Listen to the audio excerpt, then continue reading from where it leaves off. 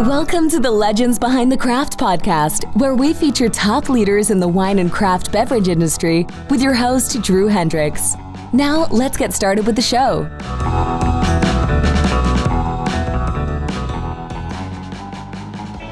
Today, I've got a special treat for you. As part of doing the podcast, Legends Behind the Craft, I get to interview some of the most intriguing producers and importers of wines and spirits. And today, we've got a special virtual tasting. I think you're going to enjoy it. Hi, Drew. How are you doing today? I've got the samples all sitting here waiting for us. Wow, this is very exciting. I'm super excited. Yeah, Great presentation. Thanks. This is gonna be a first for me. I haven't done an online mezcal tasting, but this will go great. Excellent. I was so stoked to find these, and after our talk, I've been dying to try them. So, have you tried I'm just curious. Why did you pick out the ensemble from everything on the website? The one wasn't that the one you said came from the 40-year native agave? Yes. Yeah. So it's two wild agaves and Tepestate. They're both wild. Maybe not quite 40 years, but a long time. Tepestate could be up to maybe 30 years, like 25, 30 years. And then the Tobola takes less time, but still like 12 years. Okay. Yeah. Well, we talked on the podcast, and I was like, I don't think I've ever had a native agave from 40 years. I had to have it. Now, so what's the difference? What order? So I've got the Espadin at the beginning. Is that the first one we should try? Yeah. So I recommend starting with the Espadin, and then moving on to the Arauqueño. Mm-hmm. In the order you have them lined up, actually, that's pretty good. And this is the Tobola, what's the difference between this one and this one? So the name on the label is just the name of the agave varietal. So just like grapes, Pinot Noir, Merlot, those are just grape names. Okay. So similarly, these are just agave varietals. So they're all in the agave genus, but there's, so many different species of agaves. Okay. Each of them has different personalities, sugar content. Terroir makes a huge difference. It's just like wine. Sure. So this one's the Espadin. Made by Garcia Luis, Silverio Garcia Luis. Silverio Luis, and then his wife Epifania. So I recommend starting with that, and then any leftovers. I recommend, since we start with this mezcal, we can come back to it at the end, because oftentimes the experience changes a lot. Because that first sip of mezcal is really just no matter how great the mezcal is, I think of it as a palate cleanser, just because it's high alcohol content. So it's a shock to the system if that's your first mezcal of the day. Oh, yeah. It is the first of the day. I was holding off at 9 a.m. I'm like, I got to dive in, but I've been waiting. Excellent. So I just recommend starting with Espadin and, tiny sips, and let it coat your palate, like swish it around a little bit. Sure. And now I'm doing these out of old-fashioned glasses. What would you? This is what I had. Old-fashioned glass is fine. If I drink, so if you have something small and shallow. Oh, nice. This is what they call a copita, just means a little cup. So any kind of small saucer-like. Yeah. That's got a white nose. So that's the old-fashioned glass is perfectly fine if you don't have something shorter. Mm-hmm. Yeah, but, this is my standard drinking glass. Okay. So I figure that's perfectly fine. I do have the whiskey glasses, but we'll go with very nice. We'll go with this one. So Espadin, this is your kind of your house mezcal. So these four expressions is not all, but most a good representation of our flagship line, which came to the U.S., arrived end of 2018, and that's basically our first foray, representing these two producer families that are family friends, and also our inaugural partner producers coming to the U.S. market with Erstwhile. And I didn't ask you on the first time, but you gotta explain this logo to me. Riding a dinosaur. So we are Erstwhile is a women-owned, women-led company. In my capacity as founder and also the women in each of our partner producer families. And so that's one of our core values that I care about, and we write articles and are outspoken about as the occasion arises. So I want something in the logo to honor that. So I wanted a strong female presence. I love it. And I mean, there's in folklore, Mayahuel is the goddess. In Aztec folklore, Mayahuel is the goddess that's associated with agave, actually. So there is a history of female representation. But what I've noticed that when women shows up in mezcal logos, I won't point any names. They're often very sexualized. Oh, I've seen more than one logo. Oh yeah. If women shows up in logo at all, it'd be like a silhouette with the boob. And I was just like, okay, I'm going to, not do that and just have a strong female presence in our logo. I mean, charging with a stock and a velociraptor, you can't get much stronger than that. It's called a quiote. It's the flower and stalk of the agave plant. So when it matures, there's a stalk that shoots out from the center. It flowers, it has seeds. That's how it reproduces. We're one of the ways it reproduces.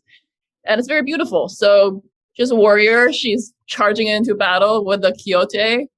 And the raptor it's our sense of humor. It's not very serious, but it's a play on our name Erstwhile from an earlier time. It's an Erstwhile. Oh, yes.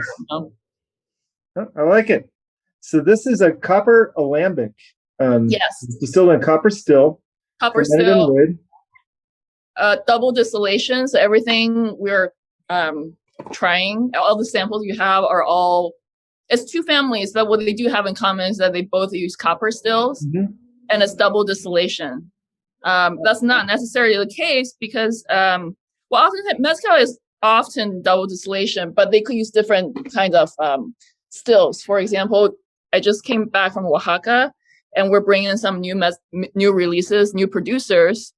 And one of them only uses clay pots. Oh. And that's a hallmark for what they call ancestral mezcal because it's more old school, because but everything you have in front of you is copper still. When I first poured it, there was a lot of smoke on the nose, but as it sits in the glass, like the fruit's really coming out. Yeah, at first, just depends on, what you have for lunch, how the weather is. The experience I get from the same mezcal varies from day to day. And it could come out as strong. It is, almost 100 proof after all. Yeah. Other days it's very soft, but but it's, in actuality, I think it's a very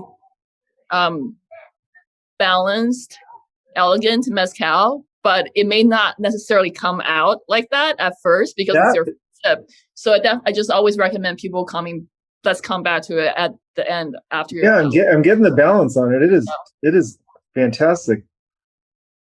And then you may get some sweetness out of that. That's just the natural sweetness of agave because, everything we represent in Erstwhile, it's really just agave, natural fermentation water. There's no extra flavoring added.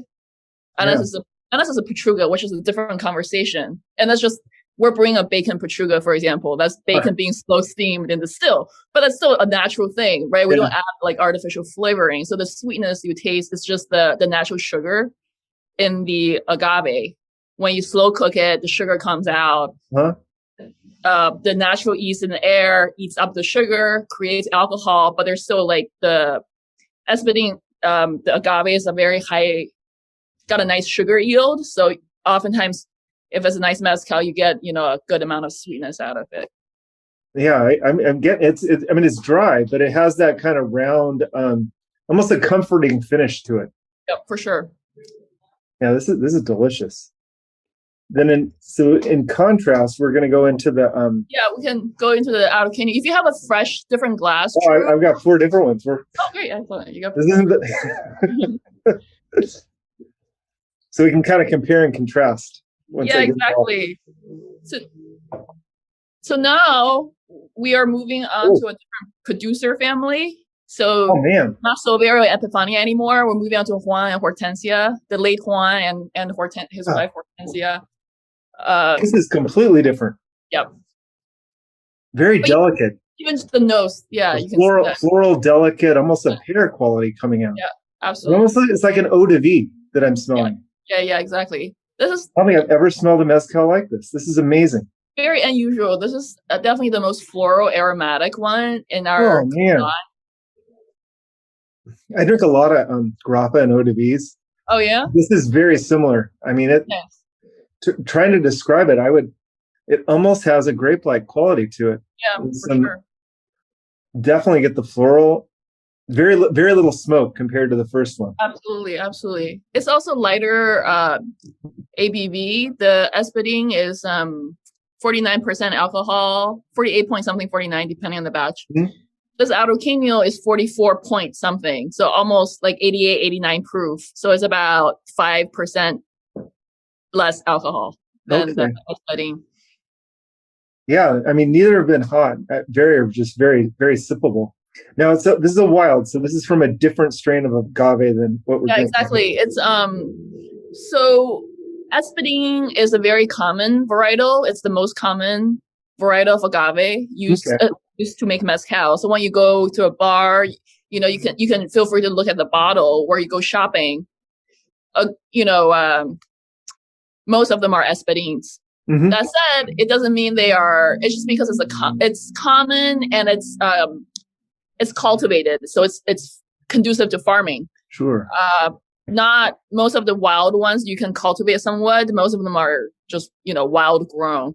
So the fact that it's farmed and it's got a good yield, like sugar yield, mm-hmm. make Espadin, those keep the prices down. So it's cheaper to buy the agave, and also it's cheaper to make it in the sense that you get a nice, good yield out of it. Sure. Who produces this one? That is the Hernandez family. So if you look at the back of that bottle, the ensemble that you ordered. Oh, yes. It's that same family. It's the same. Oh, okay. So these two are the same. Those three, the Araucano Tobola. Okay. So this is so we got one from Silvio Garcia Luis, and then these two we're doing with a single family, two different varietals. Three different varietals. You actually have two small sample bottles and that bottle you ordered. Awesome. Araucano. This is. I have to say, I resisted the temptation of sneaking a taste. So this is the first time I smelled these, and I'm shocked. This is amazing. This is an eye opener. Yeah, the Araucano. It's a agave that takes a long time, maybe 20, 25 years for the agave to mature. So that's part of the reason why it's not very common to find 100% Araucano on the market. Just in part because. Espadin, you can always buy Espadin. It's farmed. There's a ready supply. Okay. Araucano, because it's wild and it takes so long, it depends on if there's a mature, ripe Araucano that's available for harvest or for sale on the market, right? Oh. So that limits the availability of mezcal made from Araucano or any agave that takes so long. Oh, okay. And it's wild. That makes sense. I'm dying to compare and contrast. So I'm just going to put a little in each one of my glasses so I can smell. So now this is this is Tobola? Tobola. Now let me see what we got going on. Oh, still bright and floral. I mean. Yeah, for sure. This one's sweeter though. The Tobola, like Espadin, has higher sugar content in the heart. And after trying these mezcals, if you go back to them on your own time, you may like checking out the so part of what I did these last 2 months was getting video content, like producer interviews, our new releases in the production in process. Oh yes. But we've added the videos to each corresponding mezcal page and also producer page. Oh, awesome. I didn't notice that yet. It's very new. It literally just happened. So I just want to point, for example, I can share my screen with you. Sure. Let's see. Because I think it's a helpful. You can see my screen? Oh, yeah. Okay. So for example,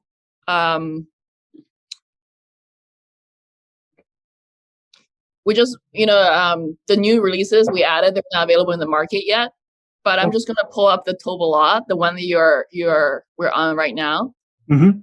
So now we added video, photo tab and production details. But this video right here on the left, that's Abel. So technically this Tobola you're trying is from a different family, but he's holding a Tobola agave. That's the heart of Tobola agave, right? So it's still, I think, good reference, even though it's technically not the same producer family. Mira, esta piquita te lo estoy presentando. Esta se quiere decir que está muy buena, tiene miel aquí. Por eso va a salir el maguey dulce, porque tiene su miel, está brotando acá en la penquita, en la hoja, está brotando la miel. Quiere decir que sí está muy bueno el maguey, va a salir el mezcal muy sabroso, muy dulce. Wow. Did you see that video? Okay. Oh yeah, I did. That was great. You can see the Tobola is a small agave. Mm-hmm. Some of them are really huge. They're they're heavier than me. They're like a few hundred pounds, the heart. But you can see the Tobola could be the size of a basketball. I was surprised to see that. I had envisioned something bright twice the size. Yeah, that's a small petite agave, and the heart is like, could be this big, and it's a high sugar content. So he's showing you, look, it's really ripe. It's so ripe. There's not honey, not like bee honey, but it's like the sugar coming, kind of bursting out of the almost that sappiness. You can see that sap, exactly. Yeah, man, this is very delicate. There's almost a little bit more of a mineral quality to it. I'm not sure if that's what I'm picking up, but I love it.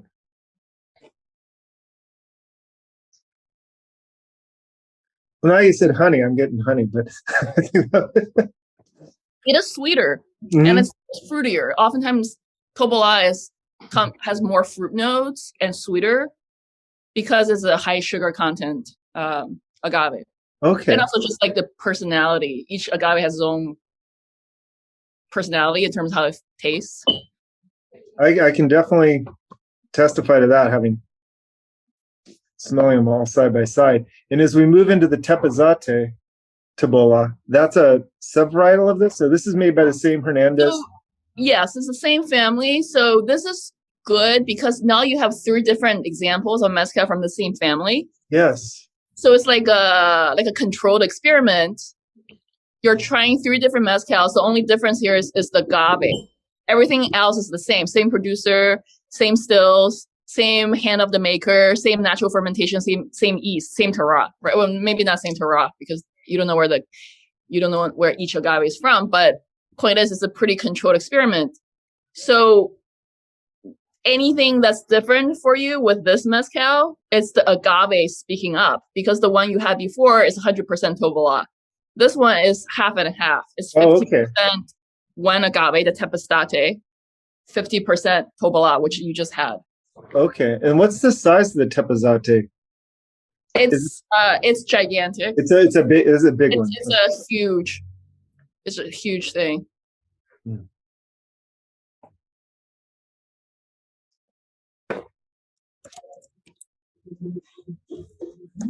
It's a little more herbal character on the side. Doesn't have that same sort of honeyed nuance. No, for sure. So Tepeztate is very different agave. It's much drier on its own. It's got a pretty strong personality. It's like green, grassy, grass maybe. Dry notes, stone, pears. So that's kind of Tepeztate on its own. Okay. With ensemble, it tones it down. Oftentimes, ensemble, when you put more, 2 or more different kind, ensemble just means an ensemble, a blend. Any agave can make an ensemble. So then the question is like, well, what's in this ensemble and what percentage? If you really want to get a better sense for it, because let's say if it's 90% one agave and 10% another agave, you can still call it ensemble, but you're mostly tasting the 90% agave, right? But in this case, it's half and half, so it's pretty balanced. Oh yeah. So you can probably notice that it's drier, like less sugar, less sweet than the 100% Tobola side by side. It's because Tepeztate is much drier, has less sugar than Tobola. Okay. But any sweetness you taste in this, that's the Tobola. Oh, what a treat this is. Man, these are definitely sipping Yeah, mezcal. absolutely. There's a lot of. Oh. This is gonna be dangerous because I may have picked my new evening drink. Excellent. Now I'm going back to the first one just because Yes. this is strikingly different than these three. Absolutely. A little more of the smoke. Now it says that they're aged in natural fermentation in wood, but these are neutral wood barrels. Or do Yeah, they have they're just neutral wood barrels. They have not been used for something else. They were always used for mezcal, Mm-hmm. and it's just a big tub. Sure. But different producers will use different kinds of wood, Mm-hmm. and I'm sure that will make a difference. I can't tell you how much difference, but certainly it makes a difference in the flavor. No, so like this woodiness though comes from the actual cooking of the agave. Where does the woodiness come from this? In which one, espadín? The first one, the espadín. It could be the wood, but like I feel like it could. When you say wood, it could be the agave itself. It could be hand like of the the smoke, maker. like the smoke. The smoke. A lot of the smoke is coming from how it's cooked. That's what I was thinking because these seem to be cooked a different way because you don't get that same sort of smoke. Yeah, they are. They're yes. So that's interesting, right? Because they're both cooked in a stone. Have you seen videos where I've seen in person the cooking process of agaves? So the stone oven is like a pit in the ground lined with stones and just a slow fire. There's a fire, wood, like a slow burning wood pit oven. Sure. So all of these are made with that same kind of oven. Mm-hmm. Yet you've noticed that espadín, I think, arguably, relatively speaking, has more smoke than the other three. Mm-hmm. So I think that's also the hand of the maker coming through because it's they all use the same kind of oven, right? But that said, like different producers they set up their oven differently. They control the fire differently. Mm-hmm. When the agave comes out, you cut out like burned pieces and charred pieces. So like all these little minutia things is each producer does it differently. Okay. But yeah, you taste more smoke in the espadín. This is more of the traditional what I would think when this is of a mezcal. I'm thinking of the espadín. Exactly. Whereas these are more like an eau de vie, where it's very, very the smoke is almost imperceptible in there. Yeah, exactly. Right. Amazing. Now I'm using I'm kind of just bopping between the three, seeing the contrast.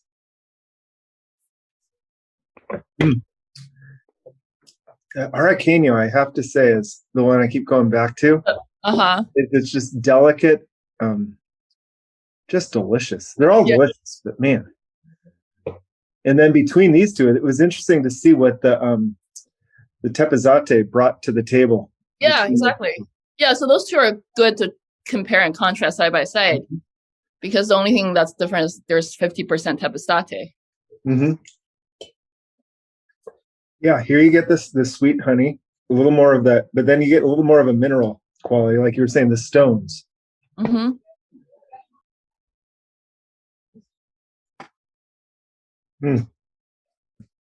They're all so delicate.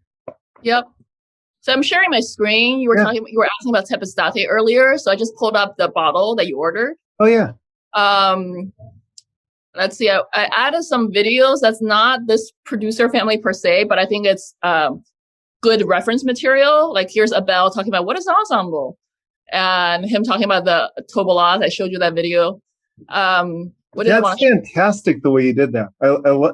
You got the education right as part of the product. Yeah, I really care about education, and I realized that we were missing video content. So that's part of why I was doing in Oaxaca the past 2 months. So then we also reorganized our website accordingly. But like there's so this is tobola. It's very close up, but it's a small agave. Mm-hmm. Looks like a rosette, wide leaves. And then this is a photo of a tepezate. So this is like I'm 5'8", so it's like almost 6 foot, just to give you a frame of reference of how tall this plant is. It's so much more gnarled that most people have a vision of a blue agave from tequila. They've seen that on so many pictures. This looks so much more gnarled and ancient. Absolutely. And depending on the varietal, they each look completely different. Mhm. So, and also it's, if you take the same varietal and you put it in different environments, different altitudes, we're all products of our environment. So they look completely different. So this is one example of a tepestate. Here's another tepestate. See, it looks like an octopus. It's like sloped over. It's not upright. Oh yeah. Is that because it's flowered and it's dying, or it's just kind of It's not dying. I'm not sure why it's like this. I assume it has to do with I see this with trees in my backyard here in Brooklyn. Like when plants are deprived of sunshine, they will do whatever it takes to get the maximum sunshine. I suspect that's the big part of what's going on here. There may be this is also a slope. You can't tell from the slope, but this is like a steep slope. Oh, so it's kind of growing towards the light. Yeah, it's growing toward the light. I suspect it's a huge part of what's going on here because this is a very shady area. It's like covered with brambles. Oh, I see. Yeah. Oh, yeah. Probably. Right now, I'm listening to the audiobook, The Secret Life of Trees. I'm learning a lot about that, but I'm seeing like maybe it was, it felt the upward growth and it's kind of bending out. Yeah. Because I have some agave in our backyard and they're kind of doing the same thing, kind of growing sideways. Growing sideways. That's fantastic. And that's a big plant. It's a big one, yeah. So how was your vacation? Where did you go? I went on a couple. I was up in, we went rafting down the Rogue River. It was a group of musicians and chefs. We had a 40-inch paella pan strapped to the back of the raft. A 40-foot what? We had a 40-inch paella pan strapped to the back of our raft. Paella? Oh, paella. Paella, and they brought in mussels and everything, and the chefs would cook for us every night, and then the musicians would play. So we rafted down the Rogue River in Oregon. So you would catch your own seafood from the river? Yeah, they brought it. It was all on ice chests. But it was fantastic to be sitting there. We're just relaxing. We finished rafting all day, and then have the chefs be out on the river cooking for us was fantastic. Wow, that sounds exceptional. And then they had the wineries that came in and they paired the wines to the food, and then the musicians played for us. It sounds amazing. I was not deprived. It doesn't sound like it. That's great. Oh, it was fantastic. And then I hung out with my dad and my sister on the Russian River in Sonoma for a week after that. That sounds really lovely. I sound like all I do is go on vacation, and then I'm here drinking mezcal. Awesome. I cannot complain. Oh, this is great. Is the Espadín different now that you've come back to it? It is. I mean, it's very balanced, and I like the smoke, and I see it in contrast. I almost see this they're all sippable for sure, but I see this more as like a mixed. Yeah. Being able to, it would add something a little something different than these to a cocktail. Yeah, Espadín is great for sipping. I also love cocktails, so Espadín is definitely the one for cocktails. Yeah, I can see that. This one, I feel like you just want to sip it. Mm-hmm. Yeah. You just man, very, very good. What a treat. So the bacon one, you got to tell me. So they're smoking the bacon on top of the. Yeah. Do you, Levy, do you want to see a video intro, a sneak preview of bacon pechuga? Absolutely. Okay, great. I got to see this thing. We recently started a YouTube channel.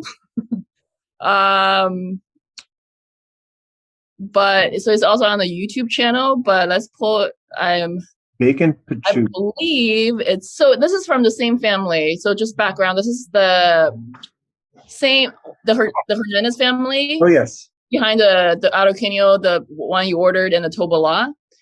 But it's the same family at the same time. It's a new chapter for the family. So when these mezcals were made, Juan Hernandez made these. Juan very sadly passed away fall of last year. Oh. Now this family is all women run mezcal distillery. Is his wife Hortensia, and then his daughters. He's got 3 daughters, but there's one daughter, Lydia, who's actually running the distillery, and that's in charge. So this bacon pechuga, the idea was mine, but it's obviously I'm not the mezcal making brain expert. They are. So this is my concept is like, this is going to be an all women collaboration. So it's the same family, but it's also just a new chapter for the family. Awesome. And new producer, because Juan is no longer with us. Oh, okay. So it's just a small release. It's a experiment because I wasn't sure how it's going to turn out. No one has ever made bacon pechuga to the best of my knowledge. This is What was your vision for it? My vision for it is that I love bacon, and I'm constantly thinking about what. So just background on pechugas. Pechuga technically means chicken breast, but in the context of mezcal, it's more referring to a technique. It's specifically, it involves hanging chicken breast or whatever meat you want, suspending in the still. And it's being slow steamed. So you don't throw it into the mash, into the still. It's suspended. And it's, I'm not a food chemist, but something definitely happens on the molecular level when you slow steam protein during the distillation process. And oftentimes people add fruit to it. So the flavor definitely incorporates the fruit, the meat. It's often served at, weddings or birthdays or festivities, funerals. It's a special thing. Oftentimes, not always, oftentimes it's triple distillation. So it's an extra distillation. So it's even a little more refined. And so that's pechuga. So you can make a pechuga out of anything. It doesn't have to be chicken breast, right? I've had quail pechuga. I've had rabbit pechuga. And you're gonna eat the actual the breast. You're not making it to drink something. You can if you want. It's just it's steamed. Yeah, but the idea is to get the mezcal to taste like. The idea to add something to the mezcal. I can definitely vision bacon. I couldn't imagine chicken breast adding much to the mezcal though. It does add something. So I've had all kinds of pechuga. So I'm always thinking I have pechuga ideas because you can make anything. You can make a pechuga with anything. Sure. Right. So I'm like, I love bacon. Yeah. And no one has ever made a bacon pechuga to the best of my knowledge. So let's try it. That sounds fantastic. So let's see. You can see my screen, right? Oh yeah. I think this is the preview trailer. Hola a todos, el día de hoy nos encontramos en Santiago, Mazatlán, la capital mundial del mezcal, y nos encontramos en el palenque artesanal que se llama La Curva. El día de hoy se está horneando maguey. Este es un lote que está destinado a hacer ciertos experimentos para nuestra marca Erstwhile.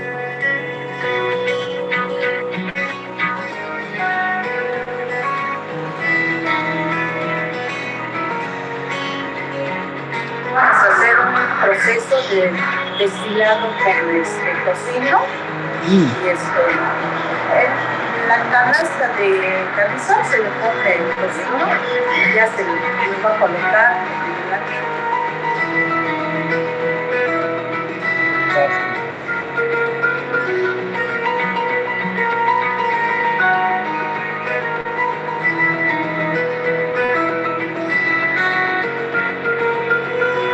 Estamos preparando las frutas para un destilado.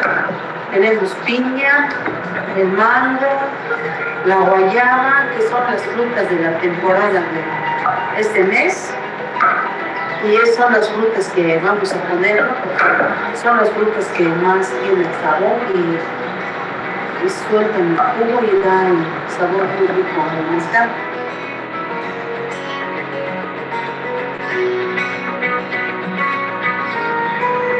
Destilamos hoy que es muy diferente al del pavo, mucha diferencia, el sabor, tiene el sabor al cremosito, necesita el mezcal, muy bueno, en la fábrica, mezclamos aquí.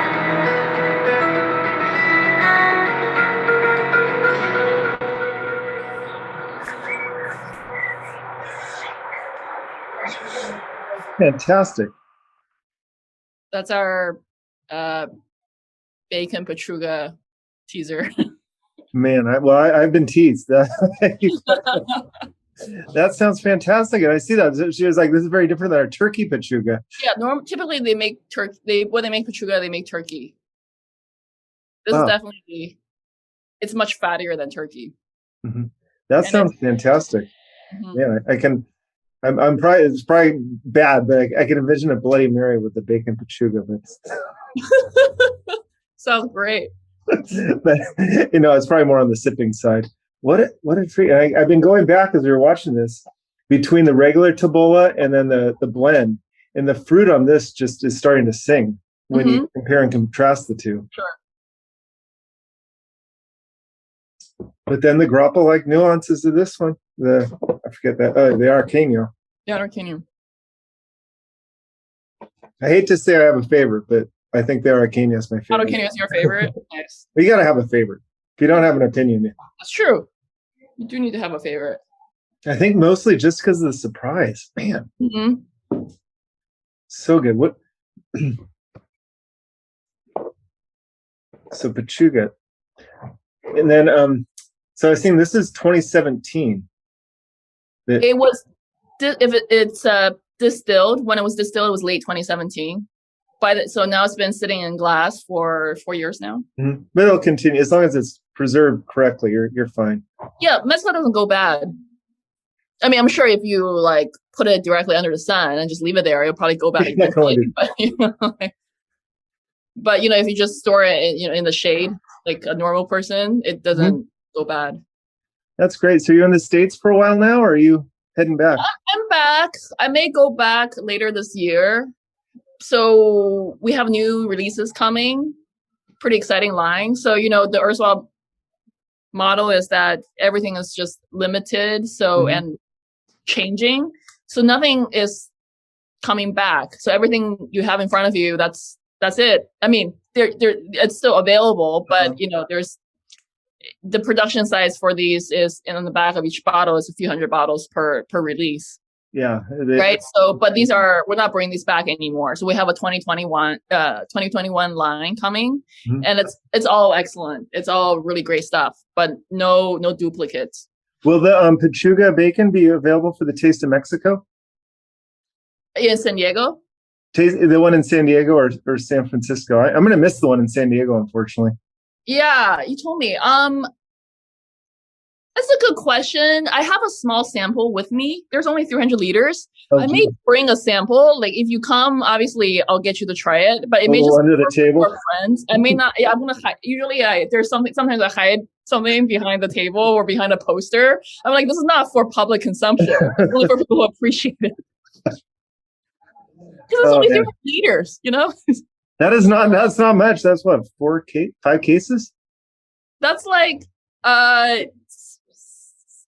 that's 400 bottles. We're talking about bottles this size. Oh yeah, I was thinking 400. Man, you're definitely doing limited production. Man, thank you so much for walking me through these. Yeah, my pleasure.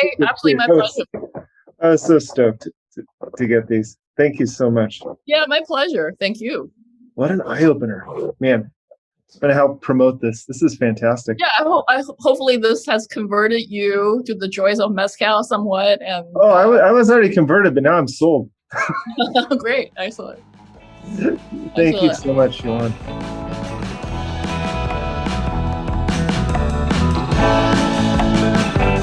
Thanks for listening to the Legends Behind the Craft podcast. We'll see you again next time, and be sure to click subscribe to get future episodes.